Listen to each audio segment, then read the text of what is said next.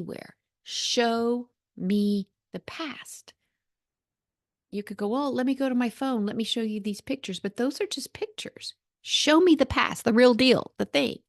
You can't do it. Show me the future. Again, just a conglomerate, just thoughts, just thoughts. So I would like to begin to speak from what I heard in the opening prayer. As you know, I never know what I'm going to say in any prayer. And this idea that came forward in that opening prayer, like, could we be attentive to the magnificence? Our ego that never can rest in the present moment. It's built on a pattern of attraction and aversion. I want, I don't want. It should be this way. It shouldn't be this way. And it to continue to exist, i.e., suffer, we have to be locked in, mesmerized by past and future. So, I have images of the past, imaginings of the future, images of the past, imagining of the future to build my case, my ego's case, that I'm somehow separate and apart from magnificence. Magnificence is something in the future. Once I iron all these shirts and they look good in my closet, then that will be magnificent. Magnificence is in the future when, I get, these vendors to say yes to my business and, then it will be magnificent. Magnificence will be, when I lose that final 5 pounds, or I get this much net worth, or, the man or woman I want to marry say yes, or I finally get that divorce from that man or woman I married, or when the treatment is over for the cancer. We tend to place the magnificence in the future. And sure enough, we experience great relief, don't we, when these things occur? Oh, I do feel better that the treatment's over. I am grateful I got the divorce done. And so it just builds in us the loop of it's in the future, the good, the magnificence is in the future. And many of us tend to be very future oriented. I like to say future future rising, fear arising. Now, if we hear me say this, oh, yeah, no, that's not me. That's not me. A lot of us tend to be very oriented toward the past. Oh, when it was magnificent? Oh, when I used to live by that lake, but then I had to give up that house. Oh, those days by the lake. That's when life was good. Oh, when I used to have, the left leg that was amputated due to diabetes that now I don't have. Let me tell you how good life was when I had that left leg. That's when things were good. Before my wife passed away, before, I was fired by that job, before my mother passed. Oh, when my kids were little, that's when it was good. So many of us tend toward the past.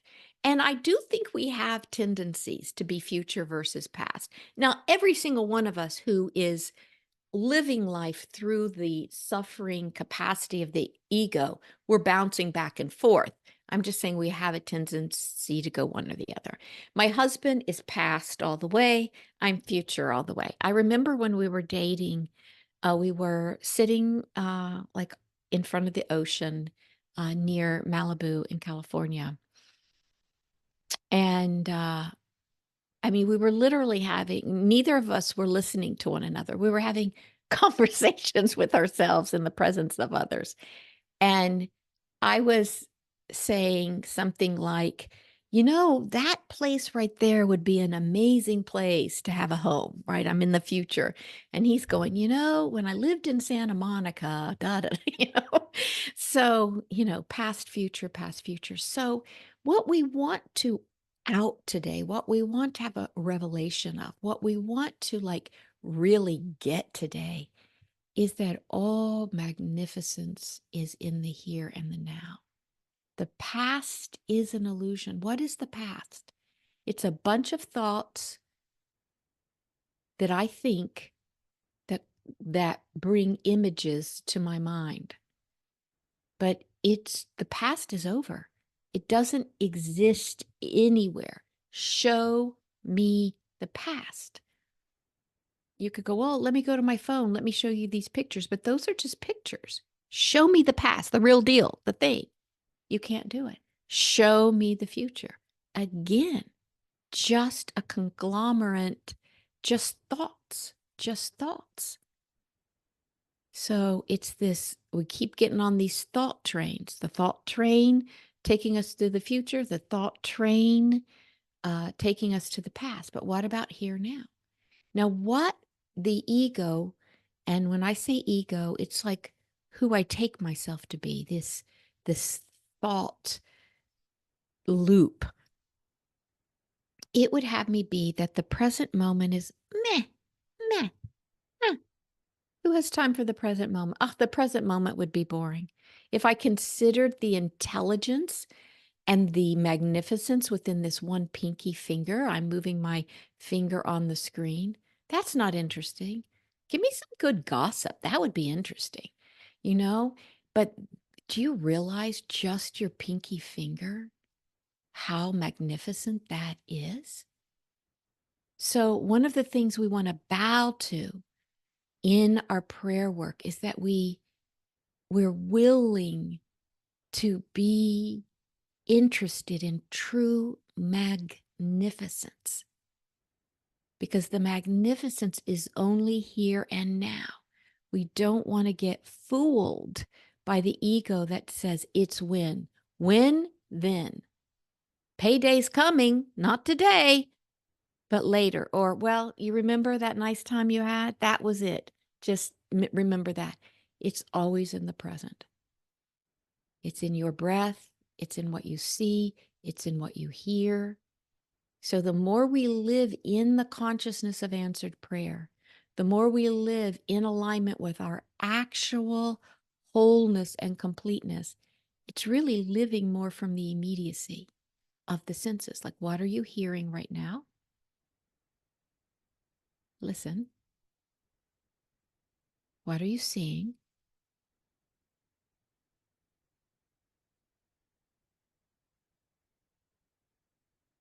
Look around.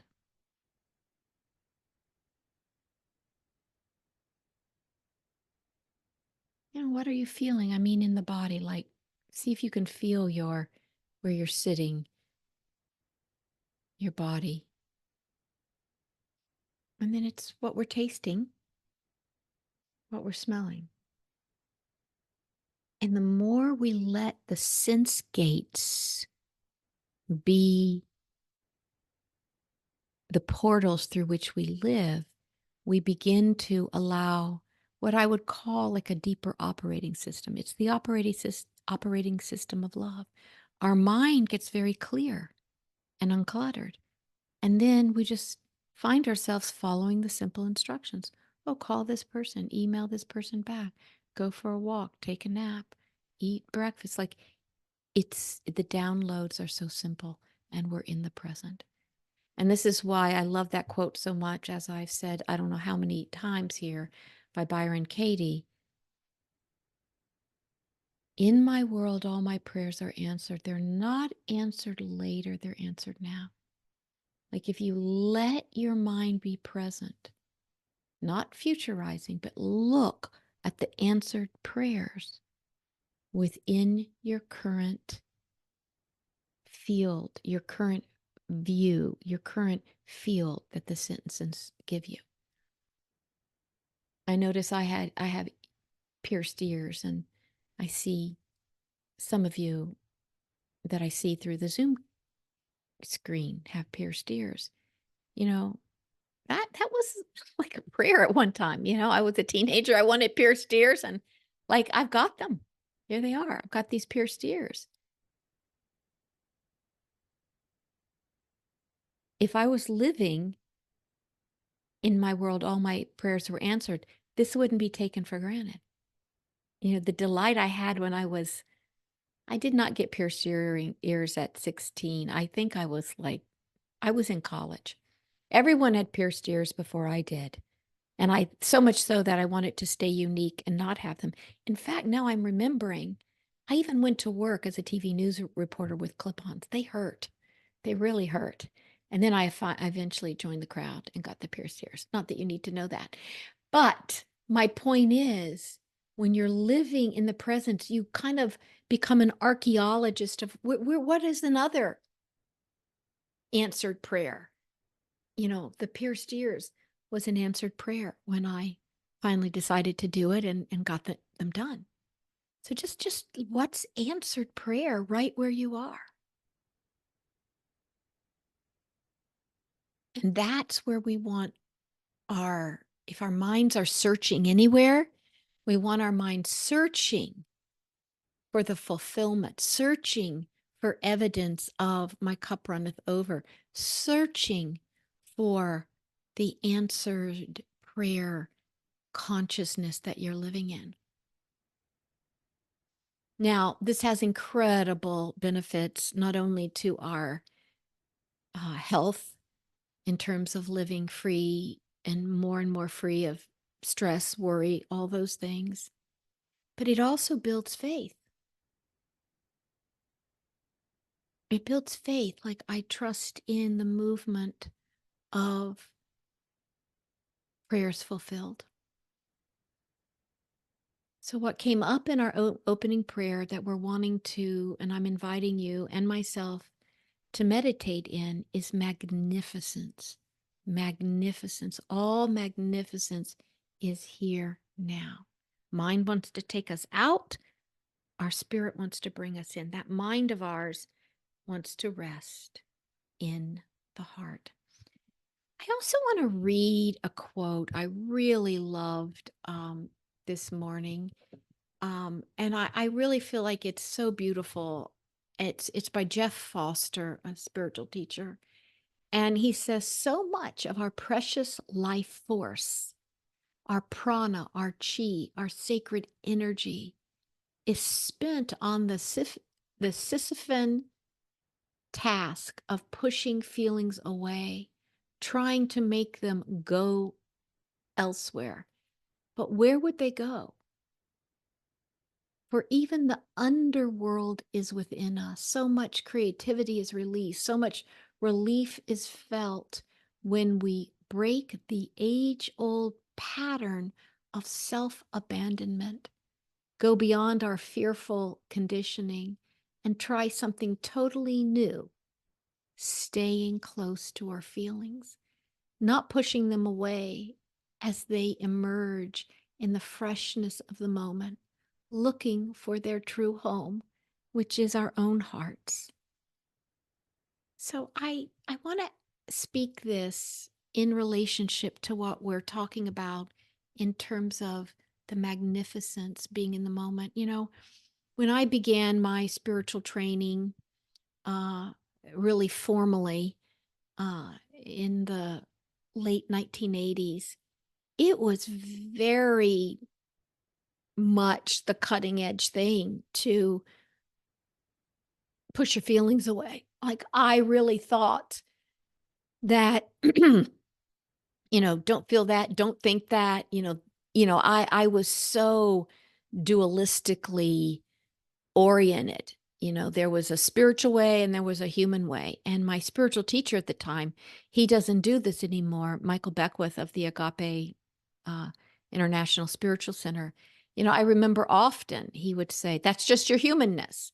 And I was like, yeah, that's just my humanness. And it's taken a while for us to evolve into it's all our humanness and it's all God. It's all our divinity. So when we talk about magnificence, being present to magnificence, it is that tender feeling. It is that grief. It is that loneliness. It is whatever feeling comes. And we're always including that Thich Nhat Hanh teaching, Oh, my anger, my good friend, come, be with me, sit with me. Oh, my sense of injustice, be here. But it's experiencing all these feelings in awareness rather than, okay, I have that feeling. Now I'm off to races with this story. So I have this anger. So I'm going to call up that person and give them a piece of my mind. I have that sense of injustice.